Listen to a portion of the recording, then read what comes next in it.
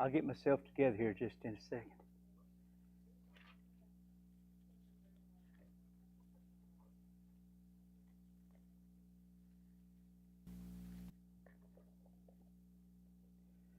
It's awful good to see you this morning. Hey, Laura, there you were. Our lesson, like I said, is continuing on with John chapter 6. Now, last week, if you remember, the lesson was on feeding of the 5,000. And this week, we pick up immediately after that. We start out the way that we ended last week. When Jesus therefore perceived, let me back up one more. They ate, they were filled. The disciples picked up 12 baskets of leftovers, and they filled 12 baskets of fragments of barley loaves, which remained over and above them that had eaten. Then those men, when they had seen the miracle that Jesus did, said, "This is of a truth that prophet that should come into the world." When Jesus therefore perceived that they would come and take him by force to make him a king, he departed again into a mountain by himself, alone. So who are these men? Was it the 5,000 men? Was it the disciples? Were the disciples kind of thinking, hey, this is the Messiah, so we got to make him king? Were they still on the old thought process of Messiah as ruler? And had they not yet totally accepted the concept of the Jesus Messiah versus the Jewish Messiah? We're going to touch on that just a little bit towards the end of this lesson as well, because some of the synoptic scriptures, the synoptic gospels, give us a hint that they did indeed not totally recognize who Jesus was up to that point. But we're going to kick in right here on verse 16 of John chapter 6.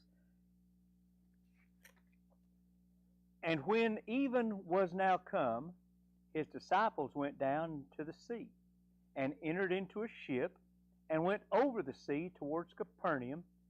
And it was now dark, and Jesus was not come to them. And the sea arose by reason of a great wind that blew. Now, as we remember, this is the time of Passover in the Jewish calendar. Part of the Passover was crossing over the Red Sea, if you will. Okay, the Passover was when the death angel passed over the children of Israel because of the blood on the doorpost and lintel. After the exodus from Egypt, they crossed over the water. Okay, so again, we're seeing a kind of parallelism between the Passover celebration and the thing on everybody's mind during Passover, the bread, and now water, crossing over the water to get to a place where God told you to go. So we're kind of seeing a little parallelism as we go through here. I wanted to make a comparison, if you will. John starts off like that. The book of Matthew, get all my books up. Hey, how you doing, Alan? The book of Matthew picks up in Matthew 14:21, and they that had eaten were about 5,000 men, beside the women and children. Verse 22, and straightway Jesus constrained his disciples to get into a ship and to go before him unto the other side, while he sent the multitude away. And when he sent the multitudes away, he went up into a mountain apart to pray. And when the evening was come, he was there alone. So that's Matthew. Mark, in Mark 6:45, and straightway he constrained his disciples to get into the ship and go to the other side before to Bethsaida, while he sent the people away. And when he had sent them away, he departed unto a mountain to pray. So we're seeing the same thing in those three Gospels. The only, not difference, but see, you got three different men recording the same event, so they're picking up on different things. John just talked about the disciples went down to the sea and entered a ship, and the other two told how Jesus had told them to do that. So it doesn't change anything. It just gives you a different perspective on that. With those other two readings in mind, you kind of would think that it just almost seems like there's an undertone of Jesus being just a little bit annoyed at the disciples. And maybe that's just the way I was reading it. But Jesus kept the disciples close to him through this whole thing. After they went out and fed the 5,000 and picked up all the loaves, and then now they're trying to make me a king? That's not why I'm here. I'm the Messiah, not the king. And it's almost like he's saying, you guys, you could have shut this down and you didn't. What are you thinking? Just go to the other side of the ocean. Go to the other side of the sea, and I'll get there in a minute. Lake, sea, whatever. Go to the other side. I'll catch up. And so, at any rate, the disciples take off and go across. As we look at John 6:17 says the disciples entered into a ship. Now, the ship that they talk about here, as close as we can figure the fishing vessels of the time of Jesus, they were about 7.5 foot wide, and they was about 20-something foot long. Okay, so they were really long, probably from here to the back of the church even, and about as wide, maybe a little wider than this aisleway. So it wasn't a huge vessel, but it was a good size for a commercial fishing vessel. Okay, so it was good, sturdy platform. It had plenty of room on it. The Bible tells us in 2 or 3 places that Jesus used a ship to preach out of. And he would push off from the shore a little bit and preach out of that. It kind of makes me think that this ship, I don't think that the disciples would have just commandeered a ship and took off. I believe it was kind of their ship. You know, there was a couple of them was fishermen. You might, and you see several times during the Scriptures where the disciples used a boat or the boat. I don't know, maybe it was like their church bus. Maybe that was just the way they got around. They get into this boat and they go over here and they dock it for a little while and do some ministry, come back to it. I don't know. That's reading into the Scripture a little bit, and I don't want to do that, but it just seems like that fits. You know, they had a boat. They were fishermen. They had access, at least, to boats, so maybe they just borrowed one from their fishing business, but they got into the boat, and it was getting close to evening. Okay, last week we saw how it was getting late in the day. It was about supper time, and Jesus asked his disciples, who's going to feed all these folks? What are we going to feed them? And of course they went right to self and figured out how they could not do it. They figured out everything. They didn't have any food, and they couldn't buy enough food. So again, now it's getting down to dark, and they were told by the master, who may or may not have been just a little annoyed, go wait for me on the other side of the sea here. So there they go. They took off. And it was getting dark. Now, darkness and water is not necessarily a bad thing, because if it's a clear night and you're out on the ocean, you got the stars, you can navigate. These guys no doubt knew how to navigate. They were familiar with that part of the water. They knew what they were doing, but it says here, it was now dark. Now, the way I see that is not just the absence of sun and the stars are out pretty. It got dark. There was a storm rolling in. They couldn't see the stars. In my mind, they just couldn't see the stars. They didn't really know where they were at. You couldn't see the shore, because it's not like today. There's houses all along the seashore with all these pretty lights and stuff. You know, when it got dark, when the sun went down, you went to bed. You know, that's the way it was growing up on the farm. When the sun goes down, you go down. When the sun comes up, you're already up. So I think that's the way they were looking at it. They were probably not the first time they had been on the sea at night. That is the point that I'm trying to make.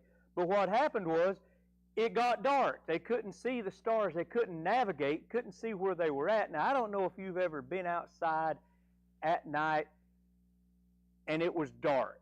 And, you know, there's been some places out in some deserts that I could literally not, I could hold my hand out in front of me, literally could not see it. The stars were just incredibly brilliant. You could see all of the little star clouds or whatever you want to call that. It was beautiful sky, but when you looked straight ahead, you couldn't see anything. And that's kind of the predicament that I feel like the disciples had found themselves in here. They were out on the water. It got dark. They literally did not know which way was east, west, north, south, up, or down. And then in verse 18, and the sea arose by reason of a great wind that blew. So not only were they absolutely eyes closed, blind, in the dark, now the sea's going to get rough. Now the wind's going to blow. Now the waves are going to start tossing them. And you know what they're doing? They're just rowing to beat the band. They've worked all day long. They gathered up 12 baskets of food. Each guy had his own big basket of food. The mental exhaustion that I'm sure they faced after preaching and ministering all day to the crowd that gathered. And now they're literally out on the water at night rowing a boat.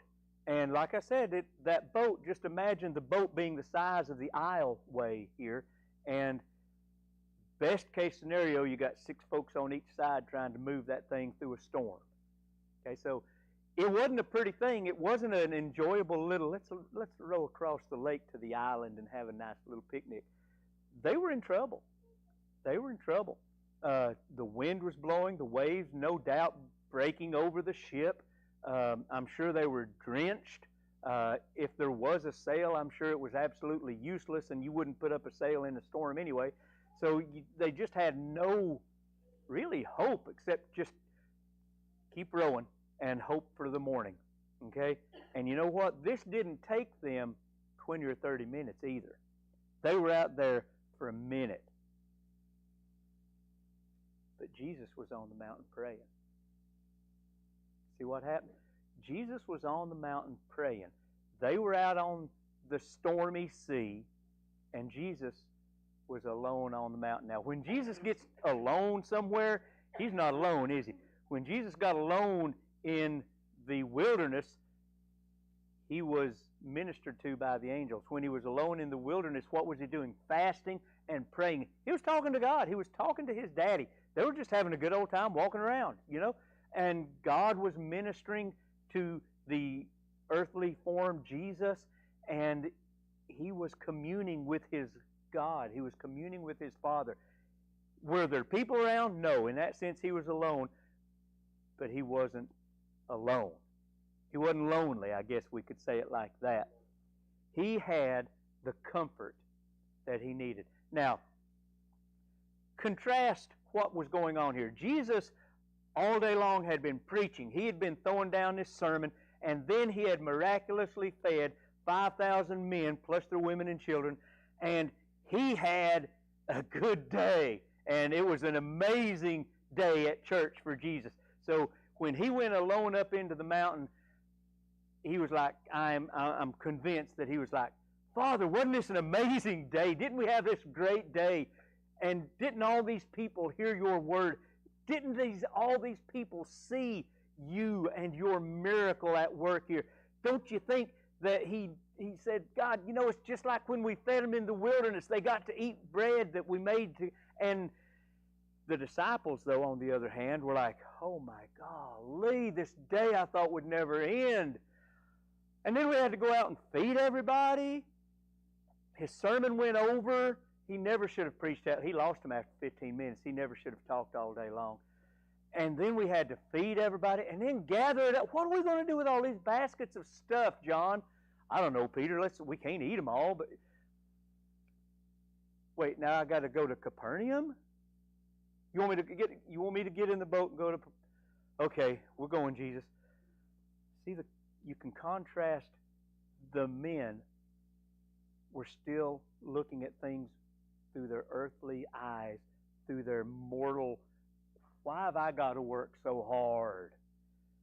And Jesus was communing with his Father. Let's jump over here. Verse 19 says, so when they had rowed, and this is John 6:19, when they had rowed about 25 or 30 furlongs, so that comes, what's that about, 3 or 4 miles. They've been at it for a while. And they see Jesus walking on the sea, drawing nigh to the ship, and they were afraid. But he said to them, it is I, be not afraid. So that's John. Okay. Mark says, when even was come, this is Mark chapter 6, verse 47, when even was come, and the ship was in the midst of the sea, and he alone on the land, and he saw them toiling in rowing, for the wind was contrary. And about the 4th watch of the night, he cometh to them, walking on the sea. They supposed it had been a spirit and cried out. He saw them. Isn't that what the Bible said right there? Yeah, he saw them toiling in rowing. He was on the mountain praying.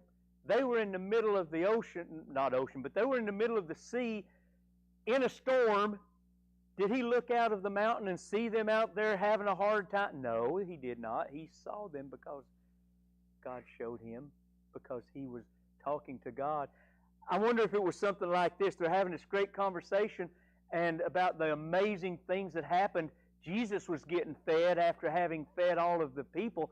And God said, hey, do you see the guys out here? Look at them silly things. They done lost their mind. They're trying to go against the waves and stuff. Did you not teach them nothing, Jesus? And Jesus said, God, I do the best I can, you know. But let's look at Matthew. Matthew chapter 14. Now we're down in verse 24. But the ship was now in the midst of the sea, tossed with waves, for the wind was contrary. 25. And in the 4th watch of the night, Jesus went to them, walking on the sea. When's the 4th watch? 4th watch is between 3 o'clock and 6 o'clock in the morning. So you could estimate that these men from evening, when the sun went down, conservatively 8:30-ish, okay, somewhere around that time.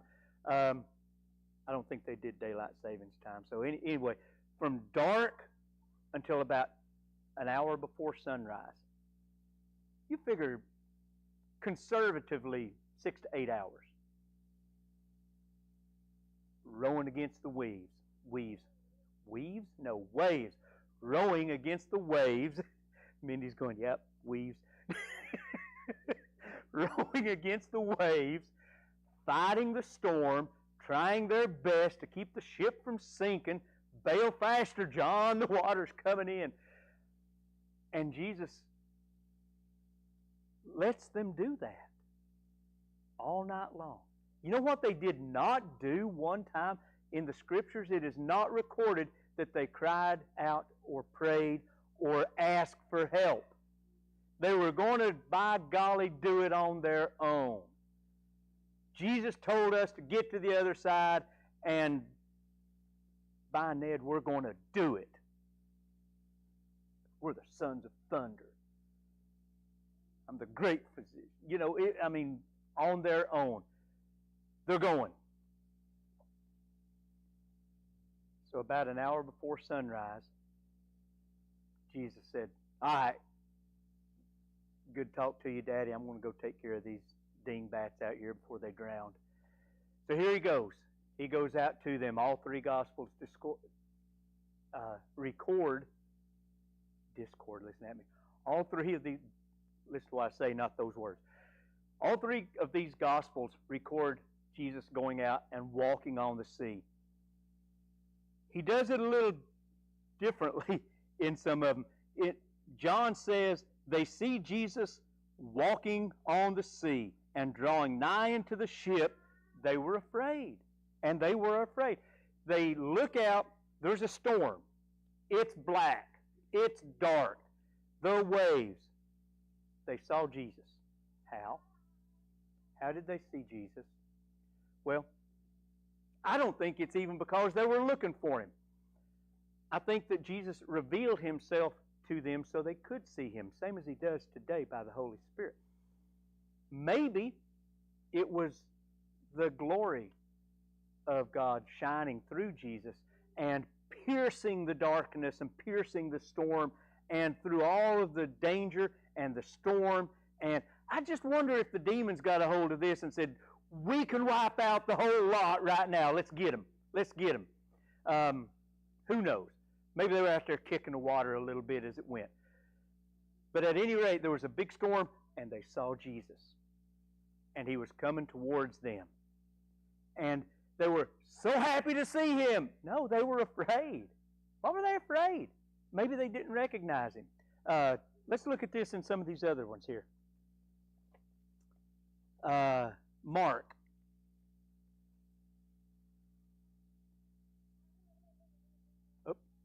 Wrong. But when, I like the way Mark did this. Mark's got a sense of humor here. Mark 6:48. And he saw them toiling and rowing, for the wind was contrary unto them. And about the fourth watch of the night, he cometh unto them, walking upon the sea, and would have passed by them. In my mind, and my mind is kind of a weird thing, I'll admit that, but in my mind, you got the disciples out here rowing and going crazy, and Jesus walks up and says, hey, you want to race? Hey, come on, guys, we going to do this or what? You know, it's like he was going to pass by them. That's what the book said. He would have just walked right by them, except when they saw him, 49, when they saw him walking upon the sea, they supposed it had been a spirit, and they cried out. For they all saw him and were troubled. And immediately he talked to them and said, be of good cheer, it is I, be not afraid. That one, I like that one because it's like, hey, you want to race? I love that. Matthew, and when the disciples saw him walking on the sea, they were troubled, saying, it is a spirit, and they cried out for fear. But straightway Jesus spake to them, saying, be of good cheer, it is I, be not afraid. So Jesus showed up. Why were they afraid? Because they were relying on themselves, for one thing. They were relying on their strength, on their authority over the waves and wind, because they were in a mighty fishing vessel. But they saw Jesus totally in charge. Said they thought it might be a spirit. It's like, okay, great. Not only are we alone in the waves, in the dark, now demons are coming for us. Now spirits are coming for us. Maybe they were thinking about one of the pagan things that they had heard over time about how this great and mighty pagan deity troubles the waters in the storm. Maybe that flashed in their mind, and they, wow. But whatever it was, they still were not expecting Jesus to show up. And he did. They were scared at first. And what did Jesus say? Don't be afraid. It's I. That same, it is I, is the same words that are translated I am in the Old Testament. And Jesus showed up and he said, I am. Don't be afraid. So, kind of cool reactions go on after that. And I know I might be veering from what's in the book just a little bit. But the reactions, I think, are important as well. Let's see if I can catch up with my notes here, because I just took off and left them. In the fourth watch, they were afraid.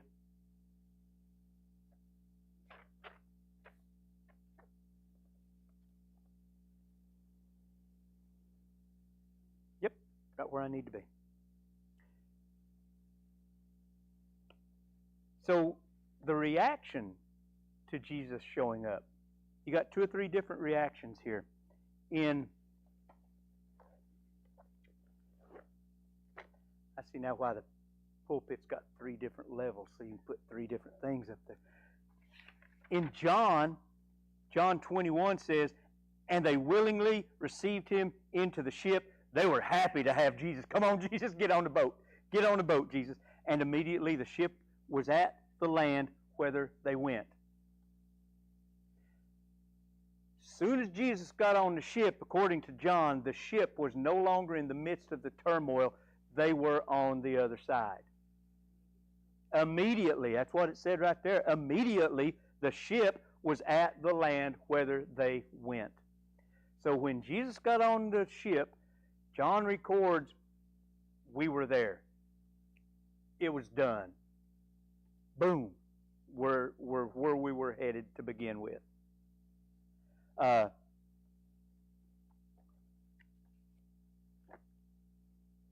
Mark says, Jesus said, be of good cheer, it is I, be not afraid. 51, Mark chapter 6. And he went up unto them into the ship, and the wind ceased, and they were sore amazed in themselves beyond measure, and wondered. See, Mark focused on their reaction to Jesus. John showed us the miracle that happened. Boom! Now they're on the other shore.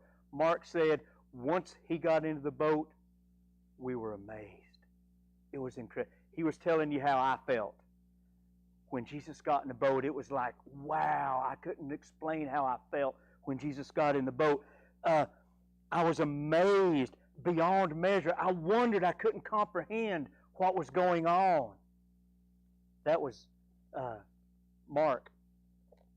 Matthew tells a little different story. Now, there's been some conjecture from some different folks that are supposed to be smarter than they are, that the ship was actually not that far away from the shore, that they had been rowing about 3 or 4 miles, so they were just about to the shore anyway. They just didn't realize how close they were to the shore, and there's one more big wave, blew them up on the shore, and boom, it's done. Yeah. Let me discount that for you, because in Matthew, if you'll remember, Matthew's version of this whole thing is verse 27 of chapter 14. But straightway Jesus spake to them, saying, be of good cheer, it is I, be not afraid. What did Peter do? Peter answered him and said, Lord, if it be you, bid me come to me. Let me try that again. I get a little excited too, preacher. Peter answered him and said, Lord, if it be thou, bid me come unto thee on the water. And he said, come. And when Peter was come down out of the ship, he walked on the water to go to Jesus. But when he saw the wind boisterous, he was afraid and began to sink and cried, saying, Lord, save me. And immediately Jesus stretched forth his hand, caught him, said to him, O thou of little faith, wherefore didst thou doubt? You of little faith. You done walked on the water. You of little faith. You took your eyes off of me. You took your eyes off. You let that fear get back into you. Guys, we can't let that fear get back into this house. We are past the fear. There has been fear in this house. We can't let that fear come back. We have to keep our eyes on Jesus. We have to keep our eyes on what has driven the fear away from each individual of us.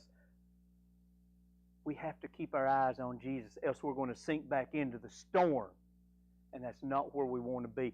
And then Jesus is going to have to pick me up again and say, Tommy, you dum-dum, you of little faith, again. How many times is it going to take for me to grab your hand and pull you up out of the water? Now, in my mind, again, I'm getting you way into my mind. I've seen paintings and I've seen depictions of Peter starting to sink in the water, and the water is starting to ease up on him. I don't think that's what happened. In Tommy's mind, what happened when I quit looking at Jesus and started looking at the waves, it was just like I jumped in the water. I mean, I'm underwater now, and there's a hand of Jesus reaching down to get me and pull me out of the water. See, you can't walk on the water even a little bit. When you take your eyes off of Jesus, you sink.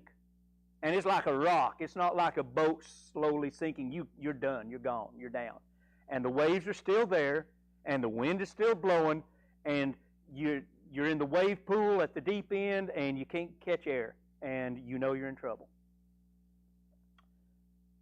That's the way that Matthew described what was going on.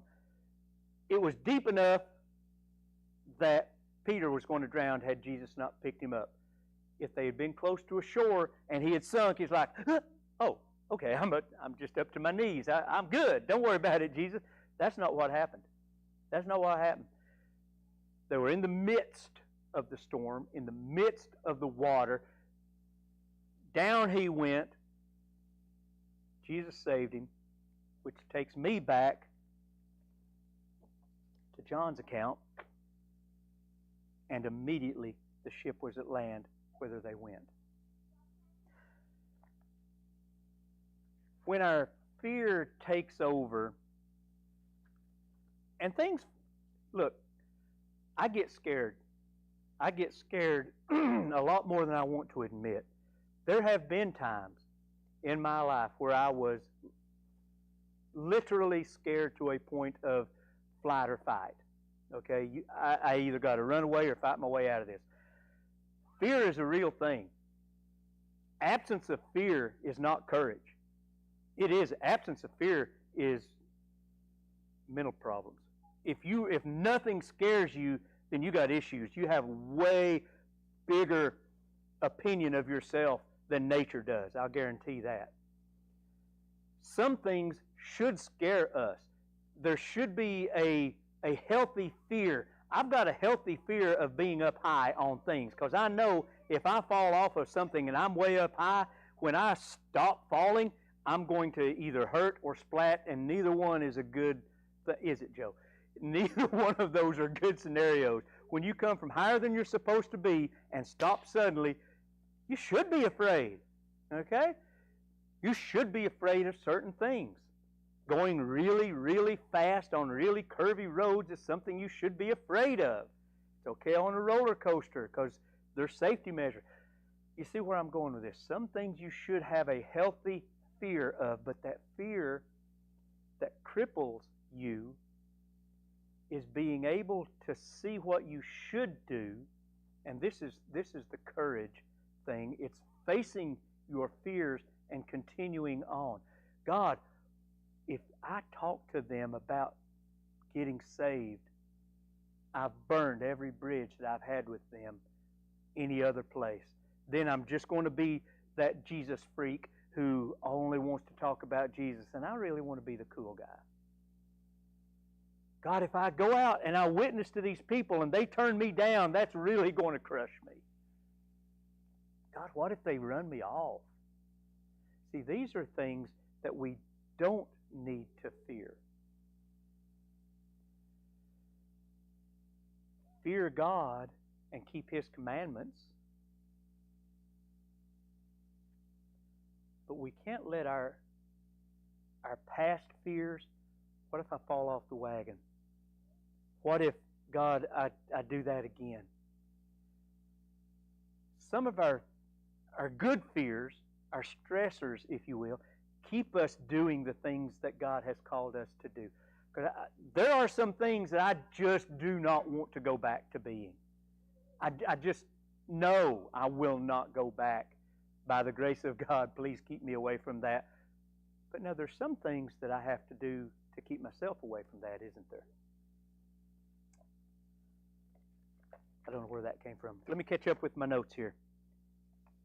Jesus was welcomed aboard the boat. In all three Gospels, Jesus was welcomed aboard the boat. He was invited, if you will, aboard the boat. In none of the accounts did Jesus say, hey, I'm getting in the boat, y'all scoot over. They welcomed him to the boat. They saw him. They were afraid because they knew that truth was not consistent with my fears and my sins. So there was a fear there. But they invited him in, just like we all invited him in at our salvation experience. We recognized the voice of the shepherd calling us in. We invited Jesus in. The Holy Spirit, Jesus saved us. The Holy Spirit filled us, indwells with us. But nowhere did Jesus ever kick down the door to your heart. What's the Bible say? I stand at the door and knock. He who opens the door. That's when he comes in and sups with you. That's when sups with you. Isn't that an amazing visual in your mind to sit down and have a meal with Jesus? You know, you sit down at the dinner table with Jesus and you eat and you drink, and what are you eating and drinking? The bread of life itself. And it's like, he who drinks from this well will never thirst again. Jesus was welcomed aboard the boat.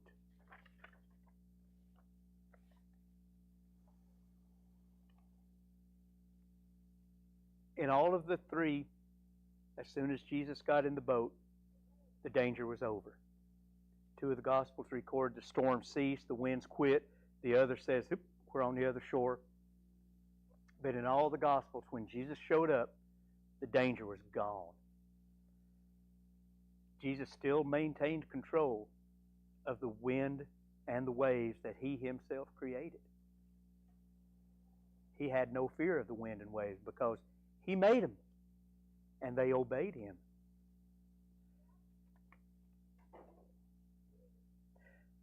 I want to look real fast in closing here. Just one little thing. In the book of Mark, chapter 6, verse 52, verse 51 says, he went into them into the ship, and the wind ceased, and they were sore amazed in themselves beyond measure, and wondered why. Verse 52 answers that, for they considered not the miracle of the loaves, for their heart was hardened. He's talking about feeding the 5,000. The disciples, according to Mark, maybe he's confessing here, okay? Maybe he's saying, you know, I saw him feed the 5,000, and I missed the point because I was looking at how much work it was for me to pick up after all of these folks who just left food laying all over the place.